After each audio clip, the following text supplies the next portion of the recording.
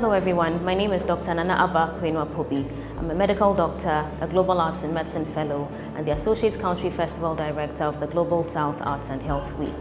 I would like to speak about how this week has been so far. It's been an amazing week, a very educative week, starting from day one where we had our workshop on stroke awareness and also the unveiling of the Stroke Arts series. It was a time of reflection, it was a time of remembrance, it was an interactive session. We had people who attended tell me that personally that they had a great time. It was actually a time to unwind, considering the time that they returned from work, but you'd rather they would have considered being home, but being there, they felt it was a good time to relax, to interact, to network. So day one was good.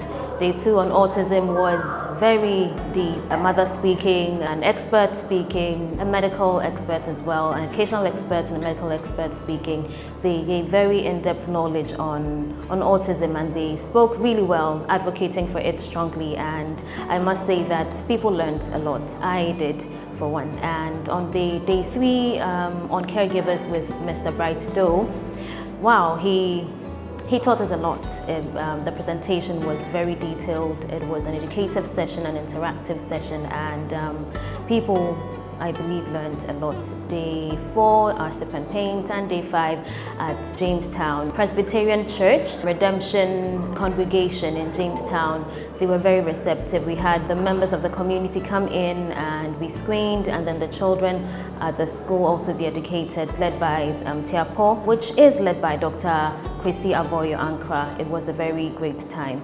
Day 6, our closing ceremony and conference was or is a day to remember. We had a very good time speaking on autism, speaking on climate change, and speaking on female reproductive health or sexual reproductive health with our theatrical performances led by Dr. Abdul Karim and performed by the students of the School of Performing Arts, University of Ghana, Legon. It was a good session to have, and I must say in general, GSAHW Pavilion 2024 did an amazing work. Kudos to the team, kudos to the Country Festival Director, Doris, yes, Komla, and kudos to Dr. Karim, Dr. Boyo, and our organizing team, our volunteers. Kudos to me, thank God. Yes, we're hoping for the best, and see you next year, GSAHW Pavilion 2025. Thank you. Hi everyone, my name is Doris Komla. I am the Country Festival Director for the Global South Arts and Health Ghana Pavilion 2024, and my experience has been all shades of beautiful. It's been a privilege to champion something like this and lead over 50,000 people and collaborations besides volunteers who are also I think we had 30 volunteers within Ghana and even outside Ghana, partnering organizations, partnering with different spheres of the Ghanaian community has been nothing short of a privilege for me, and I can't say it enough. The journey to get here was birthed out of the frustration that we saw based on the statistics about the challenges that the Ghanaian people face. So did you know that the leading cause of death of the Ghanaian people today is stroke? One of it is stroke. It's #1 for women, and it ranks as #5 for men. And this is definitely something that we need to talk about. Another layer to that information is that most people who fall victim of stroke cannot afford to pay for CT scans. And for every split second that there's a delay to get that quick response for medical attention, brain cells are dying per second. So that's how much we need to address it. Then the third layer to that is there are people even in other regions of Ghana who cannot access the nearest place to get a CT scan for stroke. So these are major issues that we need to talk about in the community, and we got a chance to do that in this 1 week of our festival period. We especially are grateful for the Tiapo Foundation, amazing people who have been paying for CT scans for stroke patients in Ghana through the arts. So it was that very beautiful collaboration that helped us to do that. We also got the chance to collaborate with the religious organizations, just so that we could get the space to run screenings. We collaborated with corporate organizations to get the venues. Look how diverse the community is, and that's how much we need one another to make any growth in Ghana, and especially seeing how the coming together of medicine and arts, is sinking more and more in the Ghanaian community. It's something we're grateful for. It's something we're privileged to champion. GSAHW is here to stay. GSAHW will always happen every year. Hello, my name is Dr. Michael McCarthy, the CEO of Sinel Specialist Family Hospital. It's exciting to see the intersection between art and medicine. Medicine actually is art, and art can also be medicine. Today, we had the drama performances by the University of Ghana students, and that brought out very in-depth and heartful discussions. And I think it brings to the fore the effectiveness of using art to propagate key issues in medicine. And I think for me that has been maybe the biggest lesson for today, that we should take art more seriously in its collaboration with medicine. And I think that's probably the easier way to get the real message across in a non-technical, in a non-judgmental way. Hi, my name is Ino Quagrin. I'm the founder and CEO of Talkative Mom and Talkative Mom Studios. So this week has been very, very impactful. I love the fact that there's a merger between arts and health. I love seeing professionals in the health industry get creative and then showcase what that creativity could be in this world.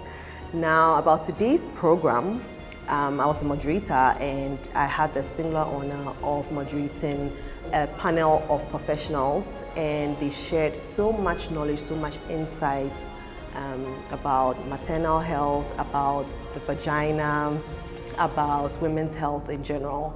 I loved the monologue. The monologue was awesome.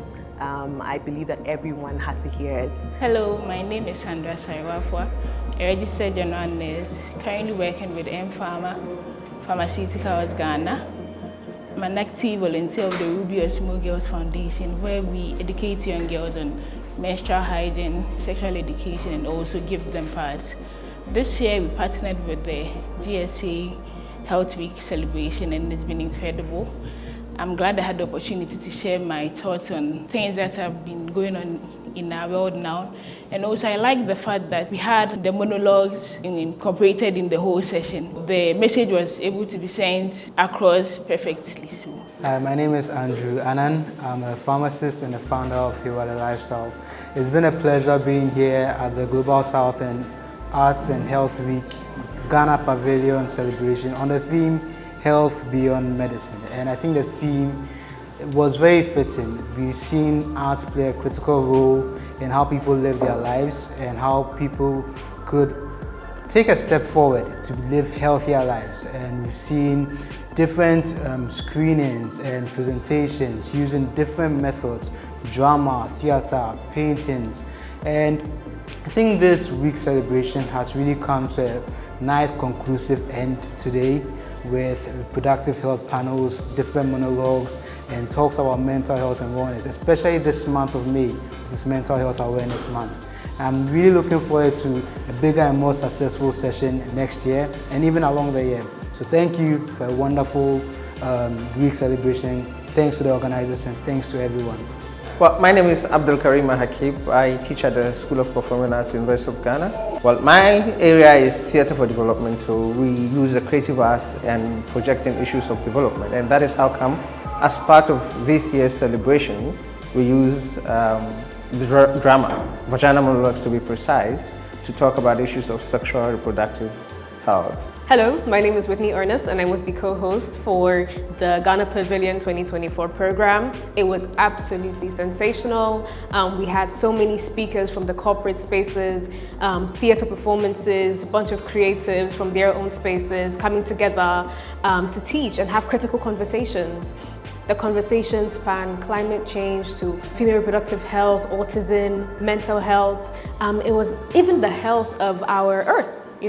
So it definitely was an incredible time. I can't wait for next year's one. Maybe I could be a country representative, but you missed out. You missed out. And in saying that, the other thing as well is that because a lot of the research and the data has been predominantly undertaken on white males, what autism looks like for black children is also different.